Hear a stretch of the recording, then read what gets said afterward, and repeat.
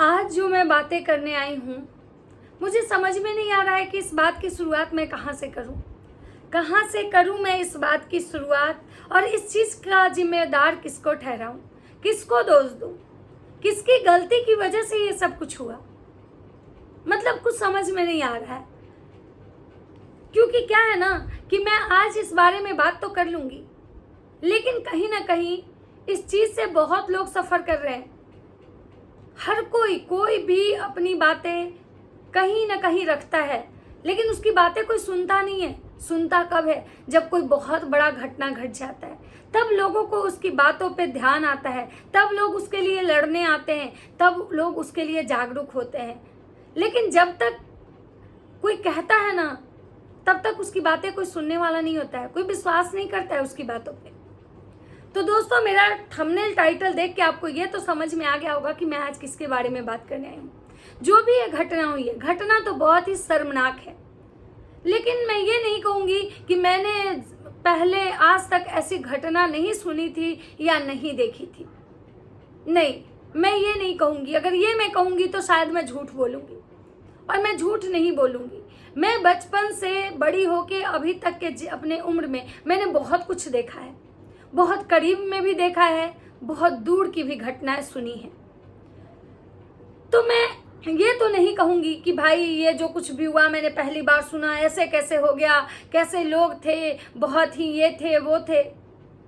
ये दुनिया, ये समाज, हर एक घर के बाद दूसरा जो घर आपको दिखेगा ना, वहाँ भी यही सब चल रहा है। लेकिन जिसके साथ हो रहा है ना, उसकी बातों पे विश्वास करने वाला कोई नहीं है। कोई उसको मतलब उसका साथ देने वाला नहीं होता है, कोई उसको समझने वाला नहीं होता है। और समझने वाला कोई दूसरा नहीं, समझने वाला उसका खुद का नहीं होता है, उसके घर का नहीं होता है। तो चलिए दोस्तों, आज मैं इस बारे में बात करूंगी, क्योंकि अंशु का जो वीडियो आया मैंने देखा। मैं पहले देखी, मैंने कोई वीडियो नहीं बनाया। मुझे लगा कि नहीं भाई, चलो जो भी है उसके घर का मैटर है। लेकिन जब अंशु ने ये कहा कि भाई समाज में बहुत सारी ऐसी लड़कियों के साथ होता है, समाज में हो सकता है कि आज मेरे घर की बात है, कल आपके घर की बात हो, बात उसका बिल्कुल सही था। मैं उसके इस बात से 110% सहमत हूँ कि ये बिल्कुल ऐसा होता है। आज उसके घर की है तो कल किसी और के घर की है, और ये शायद कभी रुकने वाला भी नहीं है। क्योंकि दहेज प्रथा बिहार में नहीं, दहेज प्रथा एक ऐसा कीड़ा है जो मुझे लगता है ऐसा वायरस है जो हर जगह फैला हुआ है। अगर आप गरीब हैं तो आपकी बेटी की शादी नहीं होगी, क्योंकि आपके पास दहेज नहीं है। और अगर दहेज नहीं है तो आपकी बेटी की शादी अगर होगी भी तो ऐसे ही जगह होगी जहाँ पे कि आपकी बेटी का कोई वजूद नहीं होगा। आपकी बेटी को जीवन भर, अगर आपकी बेटी जिंदा है तो दहेज के ताने सुनने पड़ेंगे, दहेज के लिए गालियाँ खानी पड़ेगी। और अगर आपकी बेटी नहीं वो चीज़ बर्दाश्त कर पाई तो या तो वो खुद मर जाएगी या तो उसको लोग मार देंगे। हाँ, यहाँ पे जो घटना हुई है, यहाँ पे दहेज की घटना से ज़्यादा दहेज की यहाँ पे घटना सेकेंडरी है। बुलेट एक तो बहाना था, बुलेट वो गाड़ी जो था बहाना था, किसी तरह से उस लड़की को रास्ते से हटाना था। तो चलिए दोस्तों, बिना देरी के हुए आज इसी बात पर डिस्कस करते हैं आप लोग से। तो नमस्कार, कैसे हैं आप लोग? उम्मीद कर रही हूँ बहुत अच्छे होंगे, स्वस्थ होंगे, मस्त होंगे और अपने काम में व्यस्त होंगे। मैं प्रिया शर्मा और मैं अपने इस नए वीडियो में आपका स्वागत कर रही हूँ। दोस्तों, जैसा कि आपको पता है कि अंशु का एक वीडियो आता है जिसमें यह पता चलता है कि उसके घर के मतलब उसकी चचेरी ननद जो थी सलोनी, उसको उसके ससुराल वालों ने दहेज के लिए मार दिया। सलोनी 5 महीने की प्रेग्नेंट भी थी। सलोनी देखने में भी काफ़ी खूबसूरत थी। ऐसा भी नहीं था कि सलोनी भाग के शादी की थी, लव मैरिज की थी। ऐसा भी नहीं था कि सलोनी ने किसी अदर कास्ट में शादी कर लिया था। हर कुछ सेम था, कास्ट सेम था। लड़की की शादी मतलब कि परिवार के रजामंदी से हुई थी। और जहाँ तक ये कहा जा रहा है कि लड़की गरीब थी, लड़की वाले दहेज नहीं दे पाए थे, इसलिए ऐसा किया गया। तो भाई साहब, मैं उन लड़के वाले से पूछना चाहती हूँ जो बाद में जिनको ये एहसास होता है कि मुझे दहेज चाहिए, ये गरीब घर की है, ये गरीब घर से आई है, इसका बाप का औकात नहीं है, ये बहुत गरीब लोग हैं। तो मैं उन अंधों से पूछना चाहूँगी कि भाई, जब तुम शादी करने के लिए शादी फाइनल किए थे जब तुम शादी फाइनल किए थे तो जैसे लड़की वाले लड़के के बारे में पता करते हैं कि उसकी कितनी प्रॉपर्टी है, लड़का क्या करता है, पीता है कि नहीं, आवारा तो नहीं है, वैसे ही लड़के वाले भी लड़की के बैकग्राउंड के बारे में पता करते हैं। लड़की कहीं कैरेक्टरलेस तो नहीं है, लड़की के पिता क्या करते हैं, वो सक्षम है कि नहीं है। और शादी हमेशा जब अरेंज मैरिज होती है तो ज़्यादातर शादी बराबर वाली में होती है, वहाँ फिर अमीरी गरीबी नहीं होती है। अमीरी गरीबी का जो चोचला है ये ज़्यादातर लव मैरिज में होता है, लेकिन ये तो शादी अरेंज मैरिज थी। तो फिर यहाँ अमीरी गरीबी का कोई मैटर नहीं है। यहाँ जो बात है सच कुछ और ही है। और सच क्या है ये भी आप लोग को पता है कि भाई सच जो है ना वो बहुत ही भयानक है। लड़के का अफेयर उसकी भाभी से है। मैं ये भी नहीं कहूँगी कि मैंने पहला केस ऐसा सुना।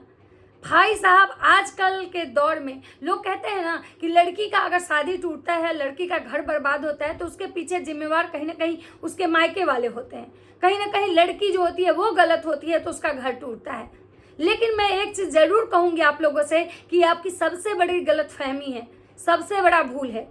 लड़की का अफेयर शादी के बाद अगर तब होता है जबकि उसका पति अगर उसको भरपूर प्यार ना दे, उस घर में उस लड़की को इज्जत नहीं दिया जाए, हो सकता है उस लड़की की सुनने वाला कोई नहीं हो घर में, तो वो बाहर किसी को सुनाने जाती है। हाँ, मैं ये भी नहीं कहूँगी कि हर केस में लड़के ही गलत होते हैं, लड़कियाँ दूध की धुली हुई होती। नहीं भाई साहब, कलयुग जो है ना चरम पे है। कालिका भगवान को अवतार लेने की ज़रूरत है, क्योंकि यहाँ आज के समय में ना लड़का सही है ना लड़की सही है, कोई भी सही नहीं है। जब मतलब शादी के बाद 2-3 बच्चे के बाद लोग के अफेयर स्टार्ट हो जाते हैं, 3-3 मतलब 20-20 साल, 8-8 साल, 10-10 साल की शादी को टूटते हुए 5 मिनट नहीं लग रहा है। रीजन क्या होता है? 2 लोगों के बीच में तीसरे लोग का आना। जब कोई 2 लड़के लड़की के बीच में कोई तीसरा आता है तो ही शादी टूटती है। जब 2 लड़के लड़की जो पति पत्नी है अगर उनके संबंध मजबूत हों तो कोई भी मायके वाला, कोई भी ससुराल वाला उनके रिश्ते को नहीं तोड़ सकता है। जब 2 लड़के लड़की राजी होते हैं और वो शादी करना चाहते हैं, लव मैरिज शादी होती है, तो वो समाज के खिलाफ जाके, परिवार के खिलाफ जाके अपने जीवन का डिसीजन खुद लेते हैं और वो दोनों खुशी खुशी साथ रहते हैं। लेकिन जब उसको शादी तोड़ना होता है तो उसमें परिवार भी इन्वॉल्व हो जाता है, समाज भी इन्वॉल्व हो जाता है और कहीं ना कहीं से लोग भी इन्वॉल्व हो जाते हैं। और ये कब होता है? जब 2 लोगों के बीच में तीसरे लोग आते हैं। तो यहाँ भी सेम कुछ ऐसा ही हुआ था। ये जो लड़का था, इसके जो अफेयर्स थे ये पहले से ही थे, इसकी भाभी से थे। किसी के भब्बू से होते हैं, किसी के भाभी से होते हैं, तो इसके भाभी से थे। इसकी भाभी से इसके अफेयर थे। जो ये लड़का सोच रहा था कि भाई इसको बीवी हम बना के लाए हैं, घर में ये फुल टाइम नौकरानी रहेगी, घर में काम करेगी और हमारे रिश्ते जैसे चल रहे हैं वैसे चलेंगे। लेकिन भगवान को तो यहाँ कुछ और ही मंजूर था और गलती से वो लड़की देख लेती है अपने पति को उस औरत के साथ गलत संबंध बनाते हुए। कोई भी दुनिया की कैसी भी औरत क्यों ना हो, वो कभी भी ये बर्दाश्त नहीं करेगी कि उसका पति उसको छोड़ के किसी और औरत के साथ संबंध बना रहा हो। एक औरत दुनिया में हर कुछ बांट सकती है, हर कुछ बर्दाश्त कर सकती है, लेकिन उसका पति किसी और के पास जाए या उसको अपना पति बांटना पड़े, ये कोई भी बर्दाश्त नहीं कर सकती है। जिसकी वजह से वो औरत काफ़ी बौखला गई, वो बौखलाहट में आ गई। बौखलाहट में आने के बाद उस औरत ने सबको धमकी दिया कि मैं ये सारी बातें जो है ना मैं सबको बता दूंगी, मैं अपने मायके वाले को बता दूंगी, मैं अपने घर परिवार में बता दूंगी, सबको बता दूंगी। और उसको लगा कि भाई मेरी जो सास है उसको ये चीज़ नहीं पता है, तो वो बेचारी उस बौखलाहट में सबसे पहले उस सास के पास जाती है कि भाई देखिए आपका बेटा क्या कर रहा है। लेकिन भाई सबसे बड़ा जो गलती होता है ना यहीं पे होता है कि हम मलेरिया का जो उपाय होता है ना वो मच्छर के पास बोलते हैं ना कि मलेरिया का मच्छर के से कंप्लेन करने से क्या फ़ायदा। जो सास इतने दिनों से अपने बेटे की गंदी हरकतें, अपनी बड़ी बहू की गंदी हरकतें देख रही थी, उसको सब कुछ पता था, वो कुछ नहीं बोल पा रही थी, कुछ नहीं, तो क्या मतलब इस लड़की के कहने पे वो औरत एक्शन लेती? नहीं लेती। लेकिन इस बेचारी को क्या पता था? इस बेचारी को तो लगा कि भाई मेरी सास है, इसको ही बताते हैं अपने दिल का हाल। वो यहीं पे गलती कर दी, उसकी यहीं पे गलती थी कि उसको ये सारा चीज़ देखने के बाद चुपचाप किसी तरह से वहाँ से खुद को बचा के निकल जाना चाहिए था। और वहाँ से निकलने के बाद या अपने परिवार वाले को बताना चाहिए था, अपने मायके वाले को बताना चाहिए था। उसके बाद वो तब तक वहाँ नहीं जाती जब तक कि वो अपने पति के खिलाफ कोई एक्शन नहीं लेती। लेकिन भगवान के बोले ना, भगवान की मर्जी के आगे किसी का कुछ नहीं चलता है। उसको तो जाना था और यही उसके जाने का विधि बनने वाला था। बोलते हैं ना कि जाने वाले के लिए भगवान ना अपने पे कोई अपजस नहीं लेते हैं, कोई ना कोई उसी पे दोष लगा देते हैं। उसके बाद उसकी सास मतलब ये भी नहीं सोची कि मेरी बहू 5 महीने की प्रेग्नेंट है, और उस बहू को रॉड से इतना पीटती है कि उसका पूरा शरीर काला हो जाता है। उसके बाद ये पूरा परिवार खानदान जो है उसको इस बात की भनक लग जाती है कि इस औरत को सारा सच्चाई पता चल गया है और अब ये चुप नहीं बैठने वाली है। तो उसके बाद इन लोगों को लगता है कि भाई मार के भी अगर इसको हम चुप तो नहीं करवा पाएंगे, तो ये ससुराल वाले उसको जहर दे देते हैं।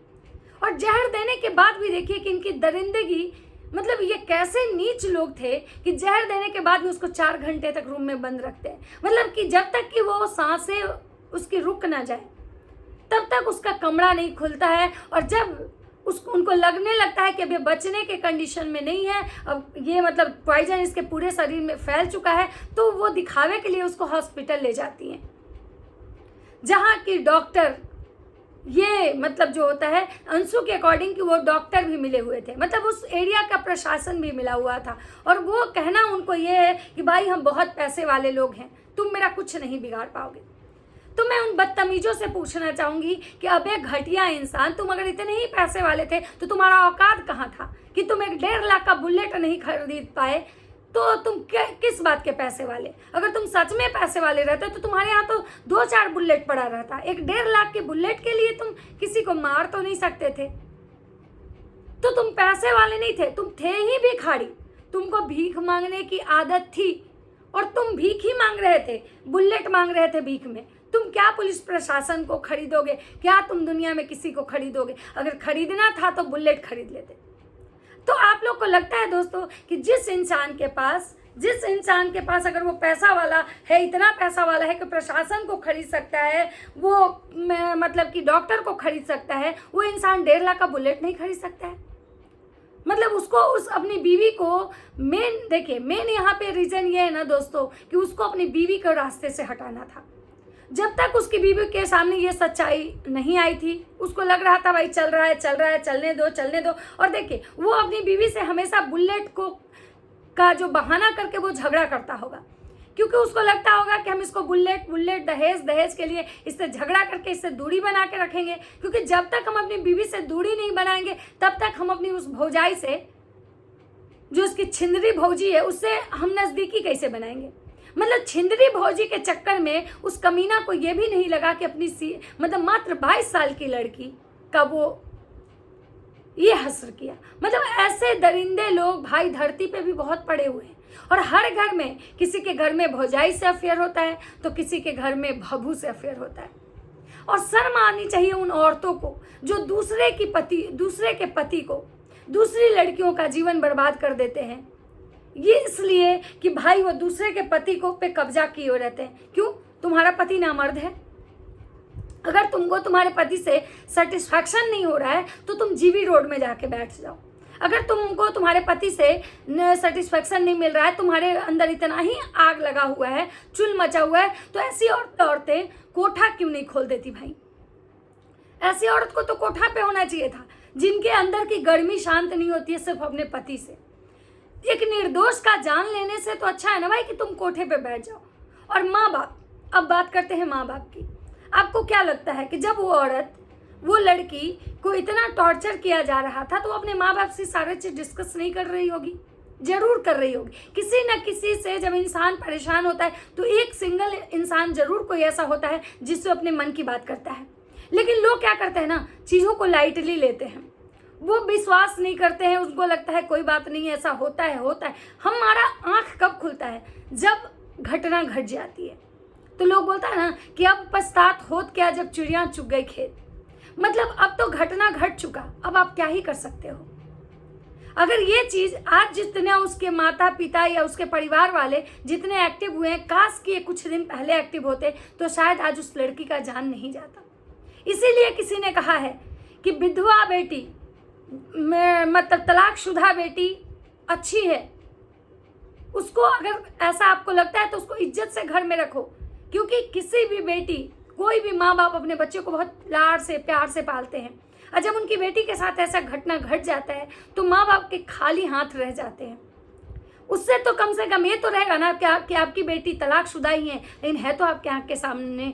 लेकिन नहीं, इस समाज को मरी हुई बेटी पसंद है। इस समाज में लोग मरने के बाद कैंडल जलाते हैं, लेकिन किसी को तलाकशुदा बेटी, छोड़ी हुई बेटी पसंद नहीं आता है। ये है हमारे समाज का दुर्भाग्य। तो चलिए दोस्तों, ये था मेरा एक छोटा सा वीडियो। अगर वीडियो अच्छा लगता है तो लाइक कमेंट शेयर जरूर कर दीजिएगा, और इससे ज़्यादा मैं इस वीडियो में और क्या ही बोलूँ, बाकी जो होगा मैं बात करूँगी इस पर। तो तब तक सबको बाय बाय।